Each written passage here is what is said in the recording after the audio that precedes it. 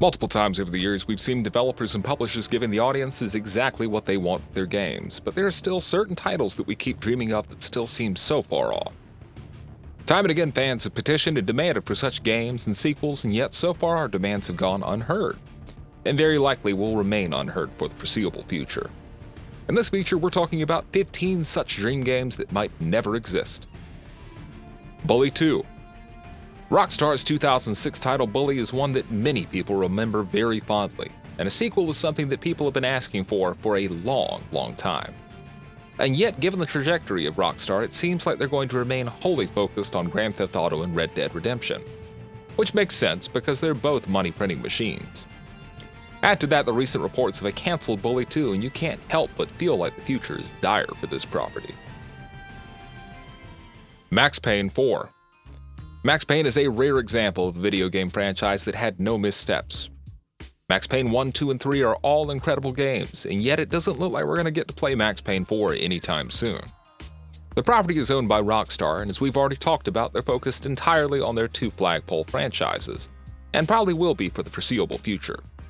As much as we'd love to play a new Max Payne game, there just isn't anything to indicate that will be possible anytime soon. Metal Gear Solid 6. Metal Gear Solid ended on a very weird note for so many reasons. The Phantom Pain being an incomplete game that doesn't get to tell the entire story it wanted to is bad enough. But there's also the fact that Hideo Kojima is not at Konami anymore.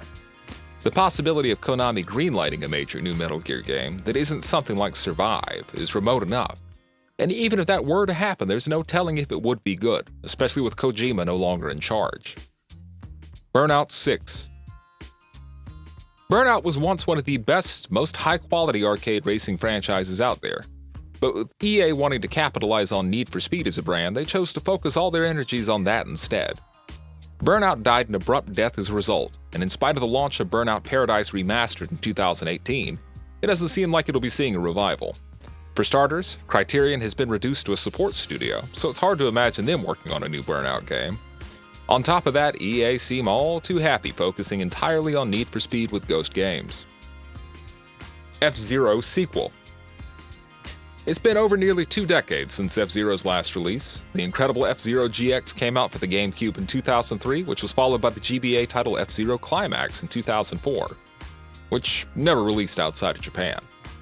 16 years since a new F-Zero game last came out, and a total lack of interest in the franchise from Nintendo, though certainly not the fans, are enough to indicate that there probably won't be a sequel in the coming years.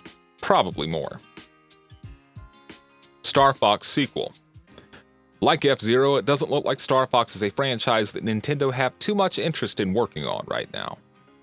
Sure, Star Fox has been a much more active franchise than F-Zero, but it's been a while since it's had a proper noteworthy release. Star Fox Zero is a disappointment, Star Fox 64 3D is a remake, and Star Fox Command on the DS came out all the way back in 2006. As much as we all want a new Star Fox game, it seems like Nintendo's priorities lie elsewhere. Star Wars: Knights of the Old Republic 3. There's no doubt that BioWare's classic Knights of the Old Republic is the best Star Wars game to date. Sadly, in spite of years and years of demand from scores of fans, it doesn't look like a Knights of the Old Republic 3 is ever going to happen, especially with EA in charge of the license. New Silent Hill game. Given how disinterested Konami seems to be in making anything related to video games other than Pro Evolution Soccer, it's doubtful that any of their major franchises will make a return. But given the context surrounding Silent Hill, it seems particularly tricky. Silent Hills was the last major game Konami had in development under Hideo Kojima before it was cancelled and Kojima went independent. To rub salt in our wounds, Konami recently announced a new Silent Hill slot machine. So yeah, a mainline sequel is off the table. New Castlevania game. We're just repeating ourselves at this point, but again, Konami seem to not be interested in doing anything meaningful with their franchises in the video game industry anymore. And Castlevania is sure to suffer as a result. Besides, the last major Castlevania game we got was Lords of Shadows 2 in 2014, which wasn't all that great. So it felt like Konami were shifting away focus from the series even when they were making games. Dead Space 4. There's no shortage of franchises or developers that have met untimely ends under the ownership of EA, but one of the ones that stings us the most is Dead Space. Visceral Games' incredible horror franchise delivered 2 excellent games and 1 mediocre one. But with the studio itself having shut down and Dead Space not fitting within EA's live service-oriented business model, the franchise doesn't seem to have much of a future.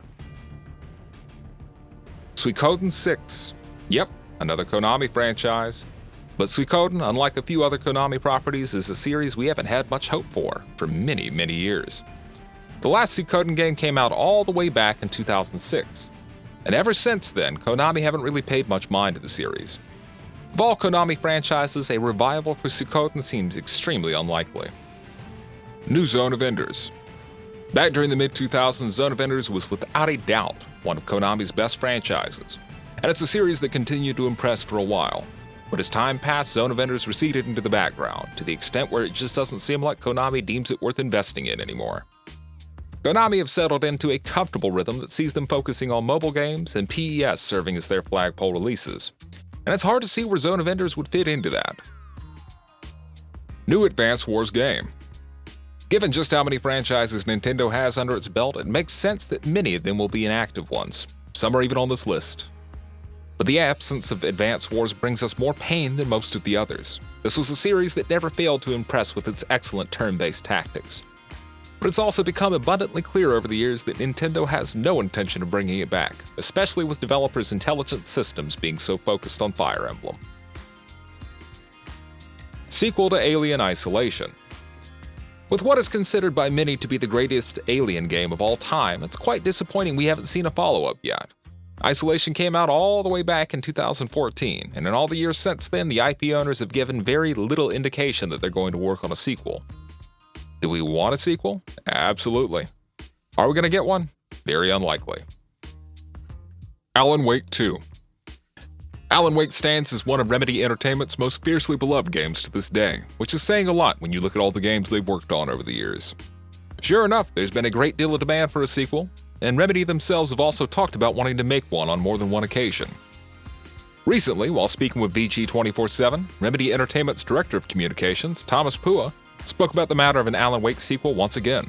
Pua also went on to clarify that the Alan Wake IP is owned by Remedy Entertainment themselves, and the only thing stopping them from making a sequel is, quote, time, money, and resources. And that about does it for this video. If you enjoyed what you watched and want to see more from GamingBolt, you can always hit that subscribe button and turn on the bell icon next to it. That way you will never miss any of our videos.